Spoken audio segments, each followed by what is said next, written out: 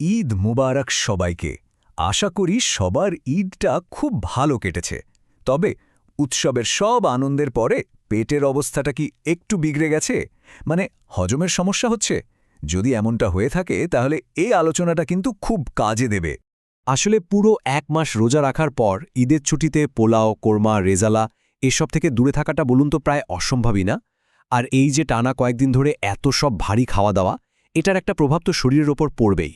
তো এখন প্রশ্ন হলো, এই যে উৎসবের পর শরীরের ওপর একটা ধকল গেল, সেটা সামলে শরীরটাকে আবার আগের মতো সতেজ করে তুলবেন কিভাবে? চলুন এই বিষয়ে ডক্টর হিমেল বিশ্বাসের কিছু সহজ আর দারুণ কাজের পরামর্শ আমরা জেনে নিই। তো চলুন প্রথমে একটু সমস্যাটা বুঝি।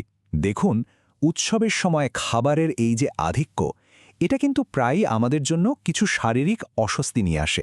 আর এটা খুবই স্বাভাবিক একটা ব্যাপার। এই যেমন ধরুন অ্যাসিডিটি, বুক জ্বালা পোড়া, পেটটা ভার হয়ে থাকা বা ফাঁপা লাগা, এই সমস্যাগুলো কি পরিচিত লাগছে? ঈদের পর এগুলো কিন্তু খুব কমন সমস্যা, অনেকেই এতে ভোগেন। কিন্তু প্রশ্ন হলো, এমনটা হয় কেন? কারণটা কিন্তু খুবই সহজ। ভাবুন তো, আমাদের হজম ব্যবস্থাটা একটা নির্দিষ্ট ছন্দে চলে। ঈদের সময়ে হুট করে যখন অতিরিক্ত তেল, মশলা আর মিষ্টি খাবার পেটে যায়, তখন ওই ছন্দটাই কেটে যায়। আর তার ফলেই হজমের পুরো প্রক্রিয়াটা গণ্ডগোল হয়ে যায়। আচ্ছা, সমস্যা তো বোঝা গেল। এবার চলুন সমাধানের দিকে যাওয়া যাক। পুষ্টিবিদরা কিন্তু এমন কিছু সহজ আর কার্যকর টিপস দিয়েছেন, যেগুলো মেনে চললে খুব সহজেই শরীরকে আবার চাঙ্গা করে তোলা সম্ভব। এখানে মোট ৬টা সহজ ধাপের কথা বলা হয়েছে। এই ধাপগুলো যদি আমরা ঠিকঠাক অনুসরণ করি, তাহলেই দেখব শরীরটা আবার ঝরঝরে হয়ে উঠেছে। চলুন তাহলে একটা একটা করে ধাপগুলো দেখে নেওয়া যাক। প্রথমেই আসি, আর যেটা সবচেয়ে জরুরি, সেটা হলো পানি। দেখুন, ঈদের ভারী খাবারের কারণে শরীরে যে টক্সিন বা বর্জ্য জমা হয়, সেটাকে বের করে দেওয়ার জন্য প্রচুর পানি পানের কোনো বিকল্প নেই। একটা লক্ষ্য ঠিক করতে হবে, দিনে অন্তত ৮ থেকে ১০ গ্লাস পানি যেন পান করা হয়। এর সাথে আরেকটা দারুণ টিপস যোগ করা যেতে পারে।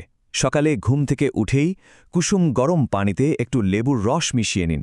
এটা লিভারকে পরিষ্কার করতে যেমন সাহায্য করে, তেমনি হজম শক্তিও বাড়ায়। মানে দিনের শুরুটাই হবে একদম পারফেক্ট। আচ্ছা, পানির কথা তো গেল, এবার আসি ২ নম্বর ধাপে, মানে আঁশ বা ফাইবারযুক্ত খাবারের কথায়। ঈদে তো মাংস আর অন্যান্য ভারী খাবারই বেশি খাওয়া হয়, আর সেগুলোতে ফাইবার থাকে খুব কম। তাই এখন শরীরকে তার জরুরি ফাইবারটা ফিরিয়ে দেওয়ার সময়। এখন খাবারের তালিকায় বেশি করে শাকসবজি আর ফলমূল যোগ করতে হবে। বিশেষ করে পেঁপে, শসা, লাউয়ের মতো খাবারগুলো কিন্তু পেটের জন্য খুবই আরামদায়ক।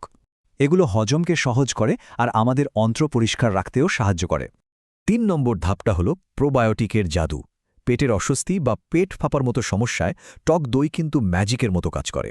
এর ভেতরে যে ভালো ব্যাকটেরিয়া থাকে, সেগুলো হজম শক্তি বাড়াতে দারুণ সাহায্য করে। চেষ্টা করুন দুপুরের খাবারের পর ১ বাটি টক দই খাওয়ার অভ্যাস করতে। এবার ৪ নম্বর পরামর্শ, আর এটা খুবই জরুরি, আমাদের হজমতন্ত্রকে একটু রেস্ট দেওয়া। মানে ঈদের পর অন্তত কয়েকটা দিন গরু বা খাসির মাংস আর সাথে ভারী মিষ্টি খাবারগুলো একটু এড়িয়ে চলুন। তার বদলে বেছে নিন হালকা খাবার, যেমন মাছ, পাতলা ডাল বা সবজি। আর হ্যাঁ, সফট ড্রিঙ্কসের বদলে ডাবের পানি বা লেবুর শরবত পান করুন। ৫ নম্বর ধাপে আমরা খাওয়ার নিয়মে কিছু ছোট কিন্তু খুব দরকারি পরিবর্তন আনতে পারি। যেমন একবারে অনেক খাবার না খেয়ে অল্প অল্প করে কয়েকবারে খান। খাওয়ারটা সময় নিয়ে খুব ভালো করে চিবিয়ে খান। আর সবচেয়ে গুরুত্বপূর্ণ হল, রাতের খাওয়ারটা ঘুমোতে যাওয়ার অন্তত ২ থেকে ৩ ঘন্টা আগে সেরে ফেলুন। আর আমাদের শেষ, অর্থাৎ ৬ নম্বর ধাপটা হল শরীরকে অ্যাক্টিভ রাখা। দেখুন, ভারী খাবারের পর একটু আলসেমি লাগাটা স্বাভাবিক, কিন্তু শরীরটাকে সচল রাখাটা তার চেয়েও বেশি জরুরি। প্রতিদিন সকালে বা বিকেলে অন্তত ২০ থেকে ৩০ মিনিট একটু জোরে হাঁটার চেষ্টা করুন। এটা কিন্তু শরীরের মেটাবলিজমকে চালু রাখতে দারুণভাবে সাহায্য করে। এই ৬টা ধাপ তো গেল, এর পাশাপাশি একটা বিশেষ পরামর্শ আছে, আর এটা মনে রাখাটা কিন্তু খুবই জরুরি। চলুন দেখিনি কি সেই পরামর্শ। অনেকেই একটা ভুল করে বসেন। উৎসবের পর খুব তাড়াতাড়ি ওজন কমানোর জন্য বা ডিটক্স করার জন্য হঠাৎ করে খুব কড়া ডায়েট শুরু করে দেন।